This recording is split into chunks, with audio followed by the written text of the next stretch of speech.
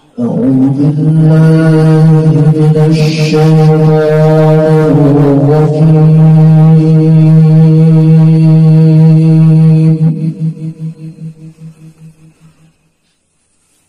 بسم الله الرحمن الرحيم.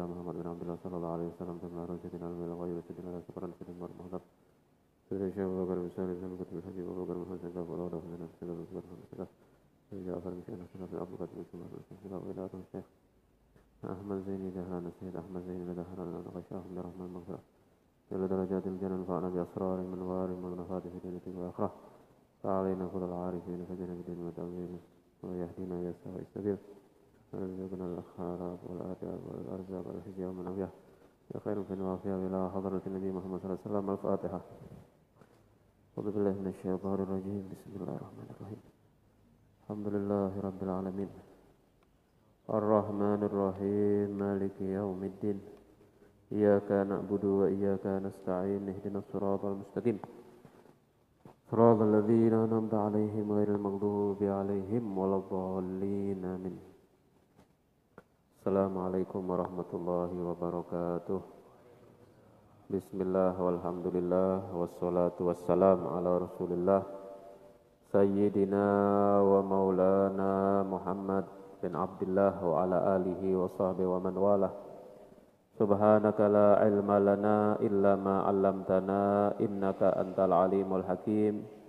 Rabbi shrah li sadri wa yassir li amri wahlul 'uqdatam min lisani yafqahu qawli. Amin. Hadirin yang dirahmati Allah Subhanahu wa taala, alhamdulillah nikmat yang besar dari Allah Subhanahu wa taala pada sore hari ini kita sama-sama beriktikaf ada di masjid mendengarkan daripada kajian ilmu. Mudah-mudahan ini menjadi amal kita semuanya di sisi Allah Subhanahu wa taala, amal yang diterima oleh Allah Subhanahu wa taala.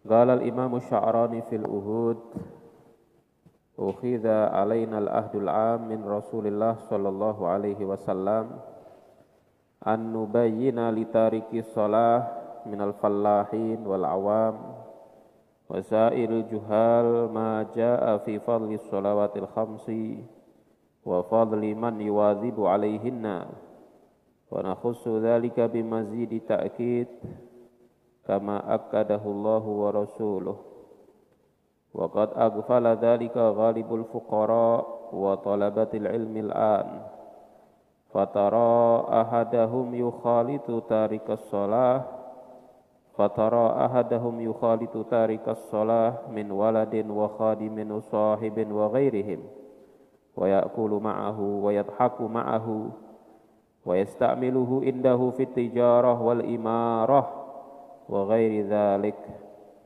wa la yubayyinu lahu qat ma fi tarkis shalah minal ithmi wa la ma fi'liha minal ajri wa dhalika mimma yahdimud din.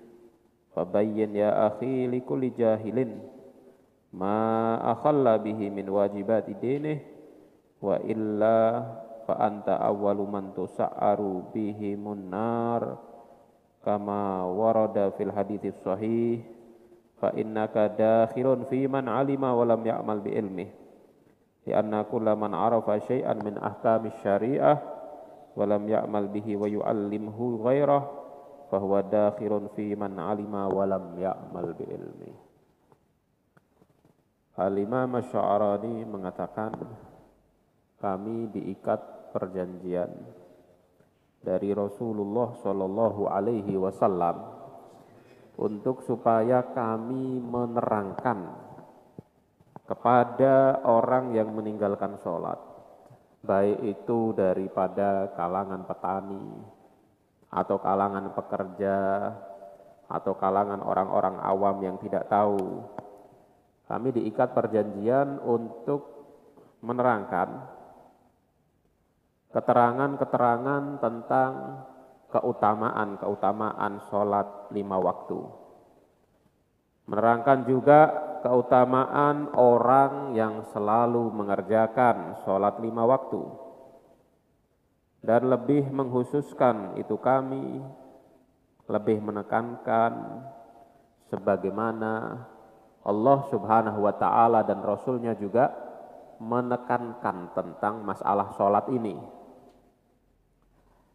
Dan hal ini termasuk mengingatkan orang sholat ini, termasuk hal yang banyak dilupakan oleh banyak orang, baik itu dari kalangan ulamanya, baik itu dari kalangan santri, lebih-lebih daripada kalangan orang awam.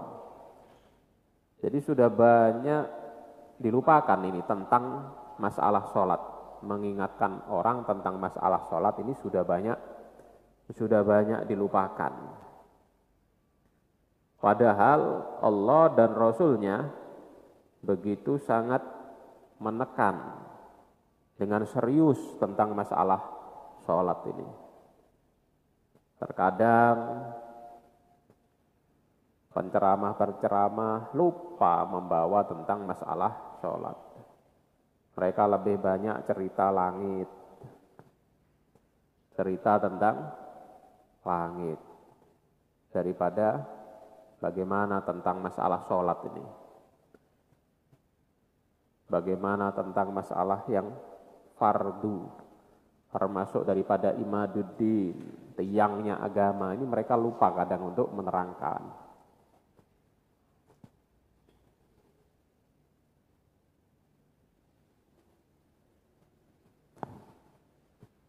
Dan juga terkadang kita melihat daripada kita masih bersama dengan orang-orang yang meninggalkan sholat, masih duduk bareng dengan biasa, tidak pernah kita ingatkan orang-orang yang meninggalkan sholat. Terkadang kita masih duduk dengan anak kita yang meninggalkan sholat tanpa pernah mengingatkan. Terkadang kita duduk dengan pembantu kita, pekerja atau karyawan kita, tukang kita yang meninggalkan sholat, atau sopir kita yang meninggalkan sholat tanpa pernah mengingatkan kepada mereka tentang waktu sholat, untuk mengerjakan sholat. Makan bareng masih tertawa bareng, dan kita biasa seperti tidak ada apa-apa. Tukang yang bekerja bangunan di rumah kita, kadang nggak pernah kita ingatkan tentang sholat, dan kita biasa seperti itu.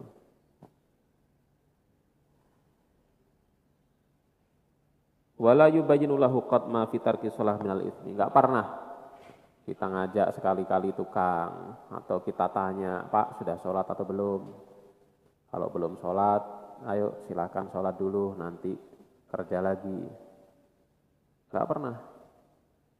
Yang jaga toko kita misalkan pegawai, nggak pernah kita tanya, sudah sholat atau belum dari tadi?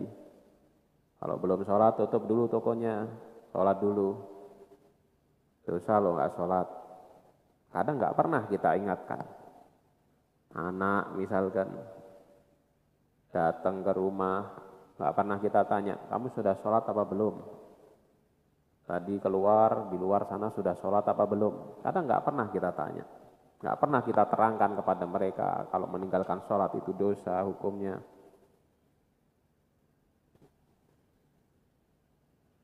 Dan juga kita juga nggak pernah menerangkan bagaimana besarnya pahala orang yang mengerjakan sholat kepada mereka. Ini termasuk keteledoran yang harus kita sadari lah. Karena memang zaman sekarang ini sholat sudah dianggap hal yang biasa, hal yang enteng. Padahal hal itu kita membiarkan itu. Tukang kita biarkan, pegawai kita biarkan, pembantu kita biarkan, anak kita biarkan, istri kita biarkan. Itu termasuk hal-hal yang bisa merusak agama kalau kita biarkan mereka.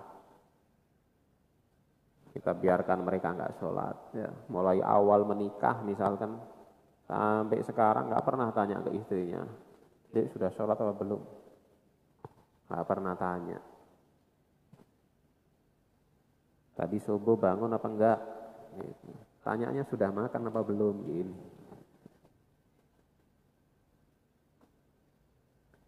Padahal perhatian dengan sholat itu penting.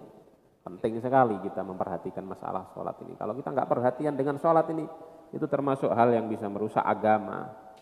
Karena sebab itu mari kita sama-sama yang punya istri mengingatkan istrinya, punya anak diingatkan anaknya, diterangkan kepada mereka. Yang punya pegawai diingatkan pegawainya, yang punya pembantu diingatkan pembantunya, yang punya santri diingatkan santrinya tentang masalah sholat ini. Kalau kita tidak mau menerangkan kepada mereka,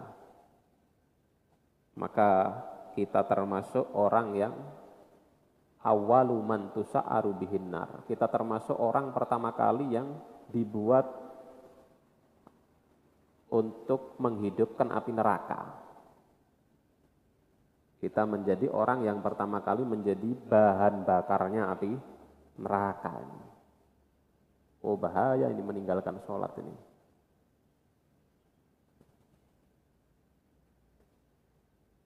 Sebagaimana diriwayatkan di dalam hadis.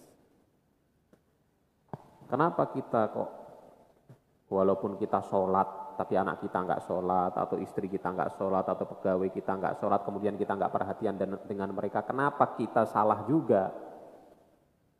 Karena kita termasuk orang yang fa'alimun bi ilmihi lam ya'malan, mu'adzabun min qabli ubadil watan. Orang tahu ini sholat hukumnya wajib, kan tahu ini, nggak harus mondok 10 tahun tahu sholat wajib ini, nggak harus jadi santri dulu, nggak harus. Orang umum pun semuanya tahu kalau sholat itu hukumnya wajib. Dia tahu kewajiban, tapi dia tidak mengamalkan. Maka orang seperti ini mu'adzabun min qabli ubadil watan. Dia diadab sebelum penyembah berhala diadab, dia duluan diadab. Kenapa?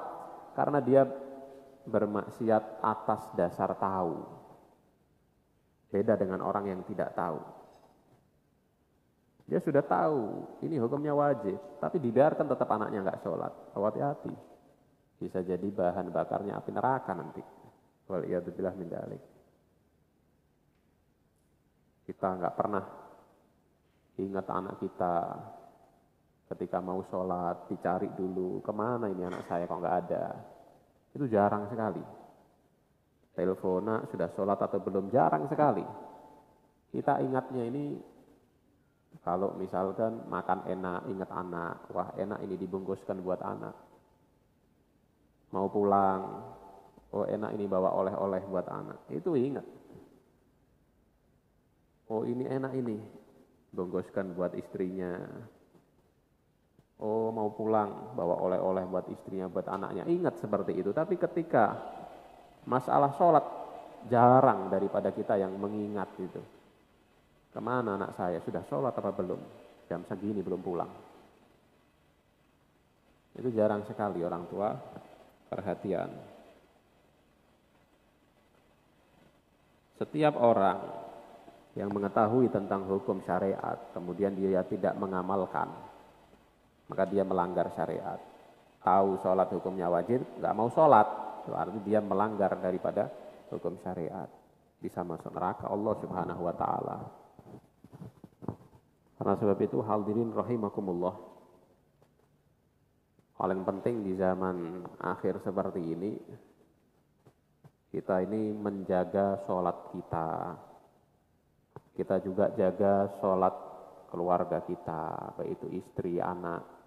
Kemudian kita juga menjaga daripada sholat orang-orang yang berkaitan dengan kita, pegawai yang bekerja di toko kita mungkin, atau pembantu yang bekerja di rumah kita.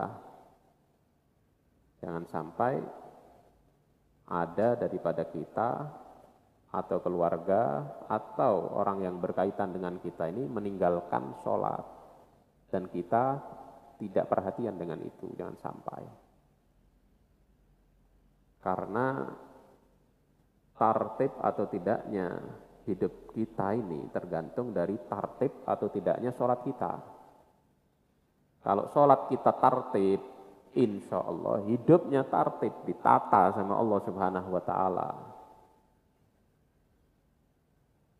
Kita minta rizki kan sama Allah Ta'ala. Tapi setiap dipanggil kadang hayya ala sholat, mari sholat, mari sholat. Gak ada yang datang, gak ada yang dipanggil.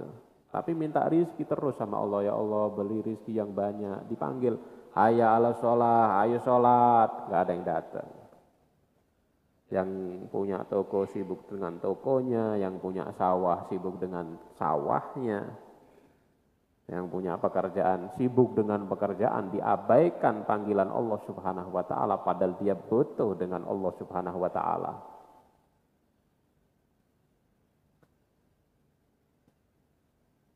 Hadirin rahimakumullah, salat sangat penting, jangan sampai kita tinggal. Wallahu a'lam bishawab. Mari kita sama-sama berdoa untuk buka puasa. Sudah masuk ya? Hah? Sudah? Sampun. Bismillahirrahmanirrahim.